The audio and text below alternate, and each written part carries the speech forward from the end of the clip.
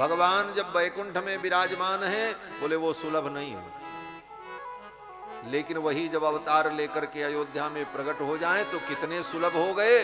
बोले अब सबको दर्शन हो रहा है, केवट को भी दर्शन होगा, बंदर भालू को भी दर्शन होगा, पशु पक्षी भी दर्शन करेंगे, सबके लिए सुलभ हो गए। जो ज्ञानियों के लिए सुलभ थे वो सबके लिए सुलभ हो गए। यही अवतार का उद्देश्य होता है। अवतार का मतलब सौलभ्य, सुलभता। तो भगवान ने जब अवतार ले लिया राम लक्ष्मण भरत शत्रुघ्न के रूप में, कृत्वात्मानं चतुर्विधम, और सबके लिए भगवान सुलभ हो गए, तो भगवान के ही समान अर्थात भगवान का ही दूसरा रूप जो वेद है, वेदों ने कहा हम भी सबके लिए सुलभ हो जाएं, तो वेद रामायण के रूप में प्रकट हो गए। अब जब इतने सुलभ हो गए, बोले तो अब वेद को, रामायण के रूप में इस वेद को कोई भी पढ़ सकता है। ब्राह्मण पढ़े, क्षत्रिय पढ़े, वैश्य पढ़े, शूद्र पढ़े, स्त्री पढ़े, बालक पढ़े, वृद्ध पढ़े, कोई भी पढ़े, सबके लिए दरबार खुला है। नारद जी कहते हैं कि पठन द्विजो वाग वृषभत्वमीयात् स्यात् क्षत्रियो भूमिपतित्वमीयात् वणिज्जनः पण्यफलत्वमीयात् जनश्च शूद्रोऽपि महत्वमीयात्। चारों वर्ण के लोग इसे पढ़ें और उनका कल्याण होगा। 100 श्लोकों में देवर्षि नारद ने महर्षि वाल्मीकि को राम कथा सुनाई। इसका नाम मूल रामायण है। श्रीमद् वाल्मीकि रामायण का बालकांड का प्रथम सर्ग 100 श्लोक, और इस 100 श्लोक का व्यक्ति अगर नित्य पाठ करे तो वेद पढ़ने का जो फल है वही फल उसे प्राप्त होगा। चाहे स्त्री पढ़े चाहे पुरुष पढ़े, सबको वही फल मिलेगा। ये 100 श्लोक। और इसकी दूसरी विशेषता, अगर आप नित्य नियम से श्रीमद् वाल्मीकि रामायण के प्रथम सर्ग का पाठ, बालकांड के प्रथम सर्ग का मूल रामायण का 100 श्लोक नित्य अगर आप पाठ करते हो तो इसका क्या फल होगा ये मैं नहीं बताऊंगा, आप करके देख लो। 1 महीना करके देख लो, फिर आप मेरे पास आओगे कहने के लिए महाराज आपने जो कहा था उससे कहीं ज्यादा मैं अनुभव कर रहा हूं।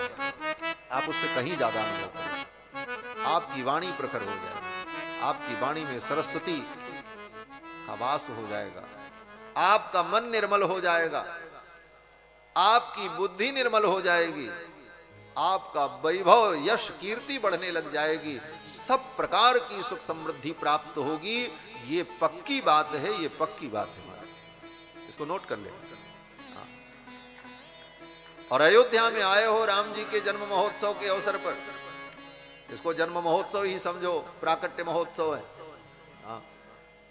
अर्चावतार महोत्सव, प्राण प्रतिष्ठा महोत्सव। प्राण प्रतिष्ठा का मतलब ही है उस मूर्ति के अंदर भगवान का जन्म होगा, उस मूर्ति में भगवान आएंगे, यही तो जन्म है, प्राण प्रतिष्ठा महोत्सव।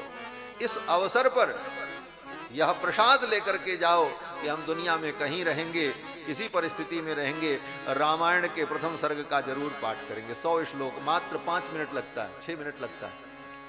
और गीता प्रेस से छपी हुई है छोटी सी पुस्तिका मूल रामायण, 100 श्लोक नित्य नियम से पाठ करना चाहिए। बड़ा महत्व है इसका, मतलब इसका कितना महत्व है आचार्यों ने अनुभव किया है।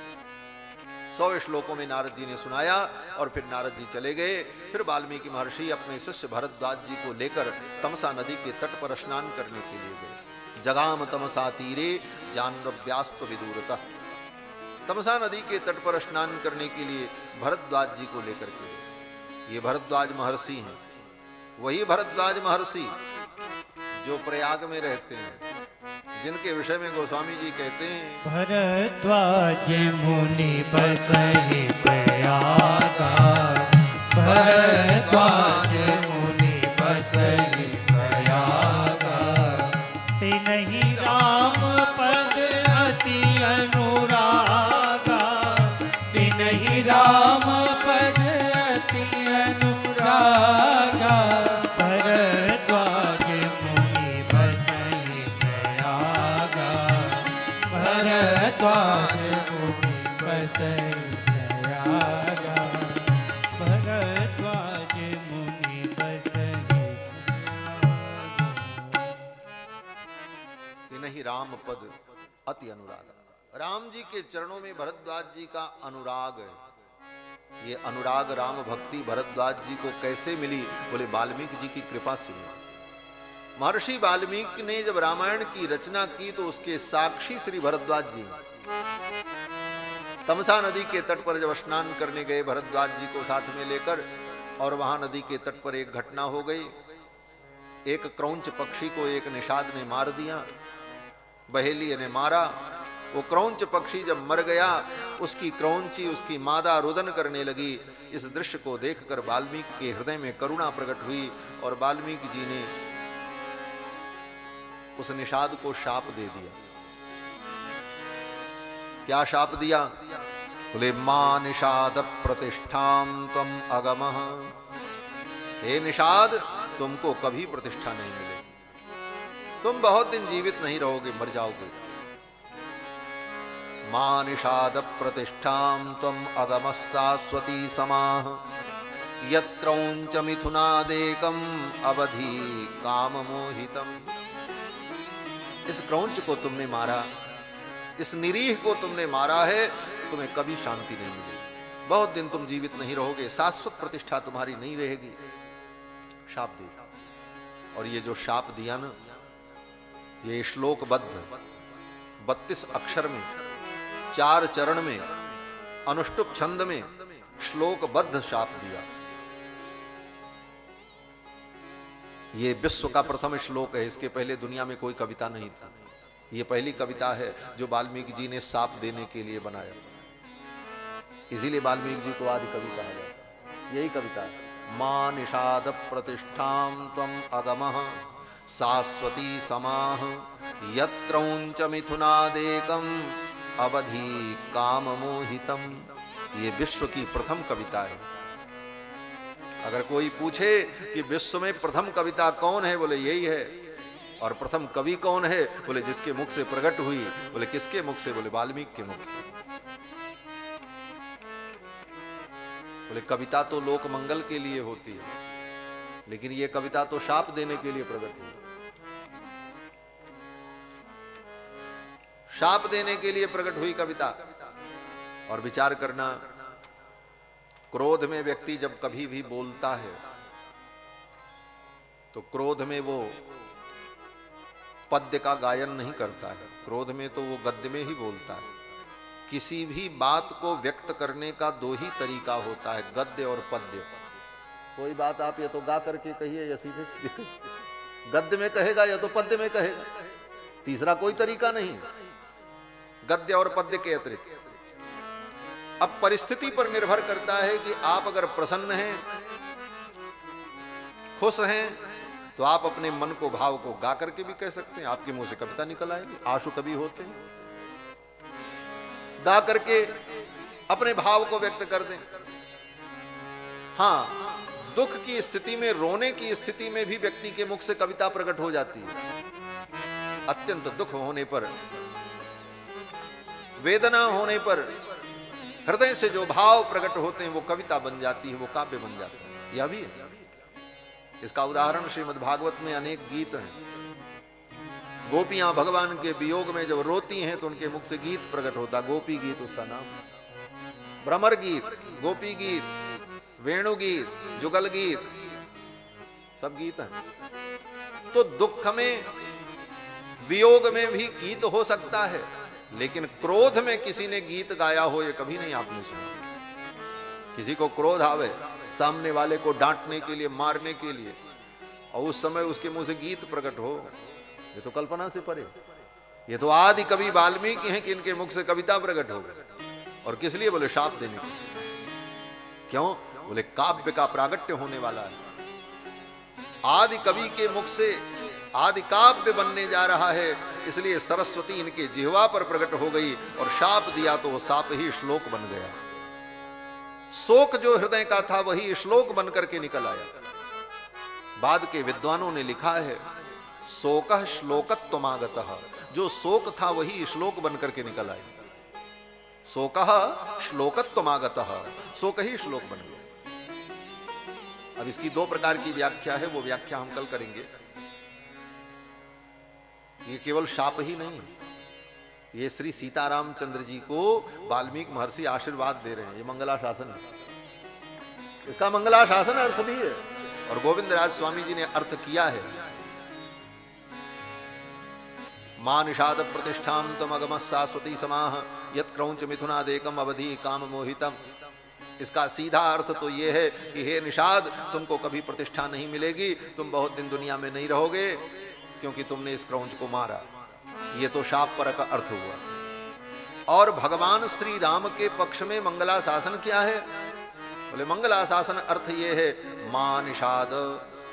मां निषाद माने, मां माने लक्ष्मी, लक्ष्मी जी का एक नाम है मां। और निषाद माने निवास, अर्थात लक्ष्मी निवास, रमा निवास, जानकी निवास, जानकी रमण, जो भी समझ। मां निषाद, हे जानकी रमण, हे रमा निवास, मां निषाद, तुम प्रतिष्ठाम अगम, आपकी प्रतिष्ठा दिग दिगंत व्यापिनी हो जाए। हे रघुनंदन, आपकी कीर्ति दशों दिशाओं में फैल जाए। क्या आशीर्वाद दे रहे हैं वाल्मीकि? क्यों क्यों ऐसा हो जाए? तो वाल्मीकि कहते हैं कि यत क्रौंच मिथुनाद एकम अवधि ही, क्रौंच के जोड़े में से एक को आपने मार दिया है। इसलिए राम जी ने कौन से क्रौंच का वध किया? तो मानो वाल्मीकि जी कहना चाहते हैं रावण और मंदोदरी का जो जोड़ा है, यही क्रौंच जोड़ा है। इस क्रौंच जोड़े में से एक को, रावण को आपने मार दिया है, आपने रावण का वध किया है। इसलिए संपूर्ण ब्रह्मांड में आपकी कीर्ति दिग दिगंत व्यापिनी हो जाए। यत क्रौंच मिथुनादेकम अवधि काम मोहितम। क्यों? बोले ये क्रौंच रावण कौन था? बोले काम मोहित। उस काम मोहित रावण का आपने वध किया है, इसलिए आपकी कीर्ति पताका दोधूयमान होती रहे, आपकी कीर्ति पताका गगन चुंबन करती रहे। मानो ये आशीर्वाद दे रहे हैं महर्षि वाल्मीकि। ये मंगलाशासन। और ये जब घटना हुई तो भरद्वाज जी ने इसे याद कर लिया।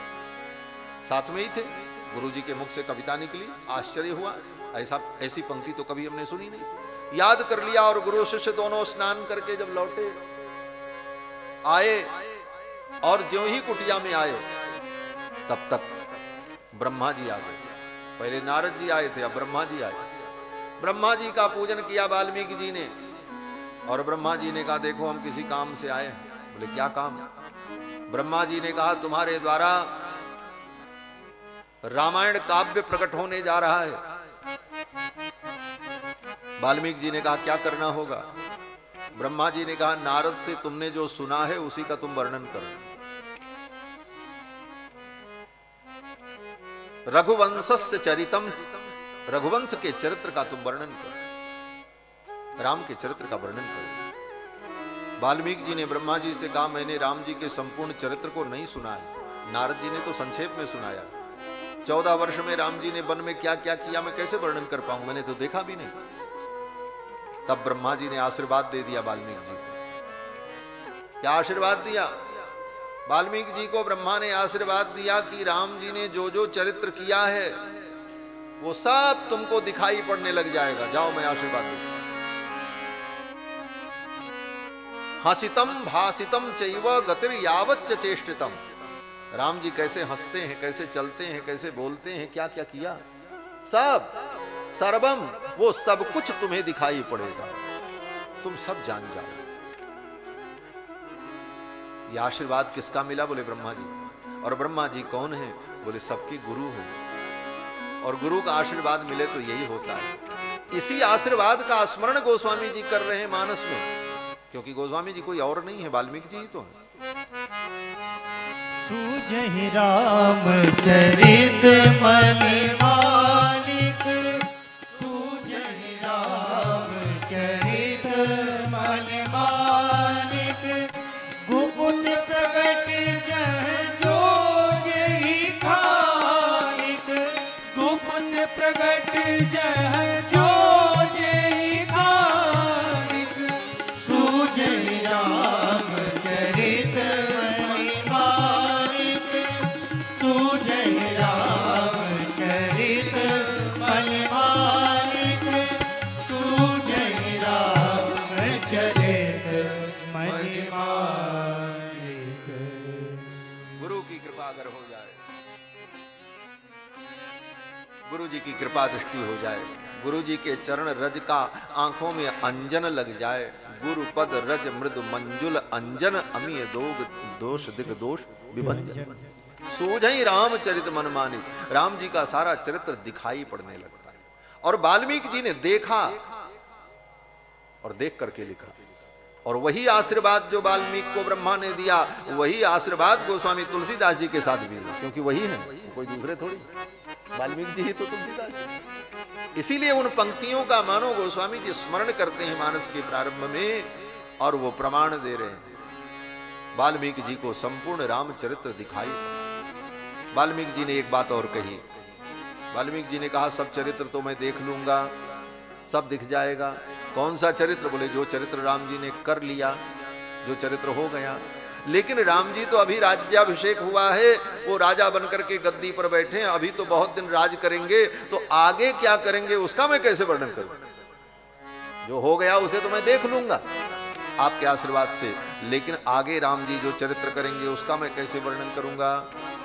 तो ब्रह्मा जी ने कहा वो भी चरित्र तुम्हें पता चल जाएगा, राम जी क्या करने वाले हैं, और तुम पहले ही उसका वर्णन कर दो।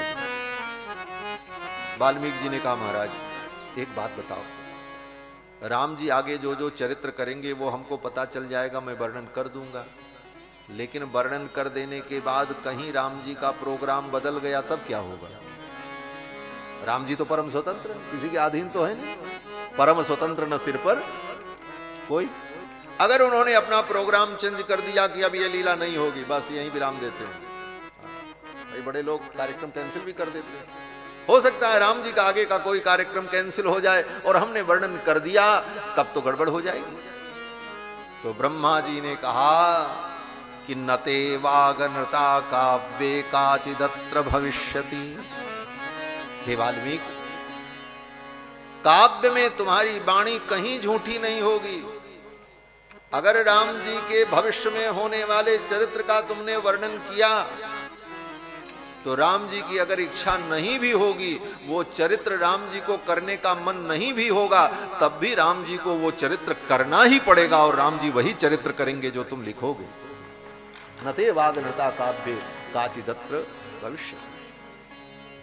ये सब वर्णन महर्षि वाल्मीकि ने किया। और महर्षि वाल्मीकि ने जब ब्रह्मा जी ये आशीर्वाद देकर के जाने लगे, तो ब्रह्मा जी ने कहा जब तक इस धरती पर सूर्य चंद्रमा का प्रकाश होगा, जब तक गंगा जमुना सरस्वती इस धरती पर प्रवाहित होंगी, तब तक तुम्हारी इस रामायण को दुनिया में लोग गाएंगे और सुनेंगे। और जब तक इस धरती पर एक व्यक्ति भी रामायण का गान करने वाला रहेगा, तब तक तुम मेरे ब्रह्मलोक में आनंद की प्राप्ति करोगे।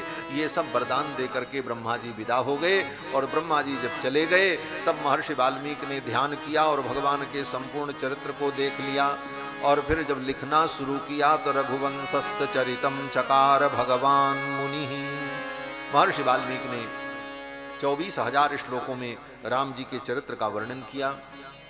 और फिर इस रामायण को महर्षि वाल्मीकि ने भगवान के पुत्र कुश और लव को पढ़ाया। कुश लव का जन्म वाल्मीकि महर्षि के आश्रम में ही हुआ, और वहीं पर वाल्मीकि जी ने इस रामायण को कुश और लव को पढ़ाया।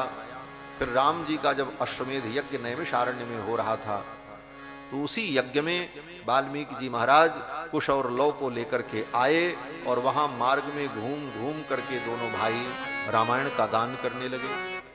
राम जी उधर से रथ पर बैठ करके आ रहे थे।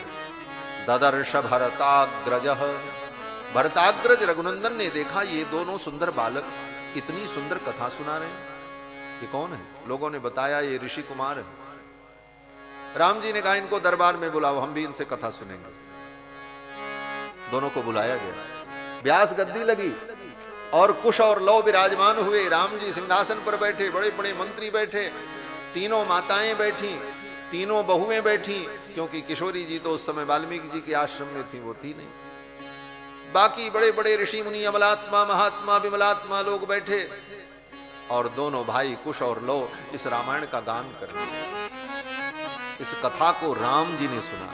जिस रामायण को आप सुन रहे हो और राम जी की इस पावन जन्मभूमि में बैठ करके सुन रहे हो, इस राम कथा को आज से 9 लाख वर्ष पूर्व भगवान श्री राम ने अपने दरबार में स्वयं बैठ करके सुना।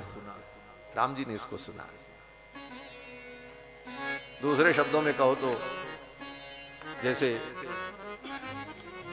हम किसी की जीवनी लिखें, हम महाराज की जीवनी लिख डालें और महाराज की जीवनी हमने लिखी, लेकिन इनकी जीवनी जो हमने लिखी है वो प्रामाणिक है। कब वो प्रामाणिक मानी जाएगी? बोले जिसकी जीवनी लिखी गई है वो एक बार पढ़ करके देख ले और कहीं भी कुछ ऐसा ना मिले उसे और वो कह दे हाँ ये सही है, बोले तब प्रामाणिक है। उससे बड़ा प्रमाण और क्या? ये राम जी की इस कथा को, रामायण को स्वयं राम जी ने सुना है और रोज 20 सर्ग की कथा होती थी। 500 सर्ग है पूरे रामायण में और 20 सर्ग की कथा रोज, 25 दिन में रामायण पूरी हुई। 20 सर्ग की कथा रोज लोग को सुनाते और राम जी अपने परिकरों के सहित बैठ करके इस कथा को सुनते। और कथा सुनने के बाद 20 सर्ग की कथा सुनकर के 20,000 स्वर्ण मुद्रा प्रथम दिन की कथा में ही भगवान राम ने दक्षिणा के रूप में दी। लेकिन लौकुश ने लिया नहीं, क्योंकि गुरुजी ने मना किया था दक्षिणा मत लेना। कह देना हमारे गुरुजी ने मना किया, हम नहीं लेंगे। लौकुश ने नहीं लिया। गुरु ने कहा था, गुरु की आज्ञा थी इसलिए, लेकिन राम जी ने अपनी मर्यादा का पालन किया। तो राम जी इस कथा को सुनते हैं और एक बात, राम जी जब सुन रहे थे कथा तो सिंहासन पर बैठे थे, लेकिन कथा जब प्रारंभ हुई तो राम जी सिंहासन से उतर करके नीचे चले गए। नीचे चले गए, जहां साधारण लोग बैठे थे वहां राम जी जाकर के बैठ गए। जैसे ये आगे की दीर्घा बनी है, इसी प्रकार दीर्घा में जाकर के राम जी बैठे। राजाधिराज होकर के अपना सिंहासन छोड़ दिया। क्यों?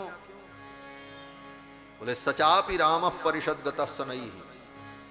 सिंहासन से उतरकर धीरे से, सनई अत्यंत धीरे से जाकर के लोगों के बीच में परिषद में बैठ गए। क्यों? बोले ये मर्यादा है।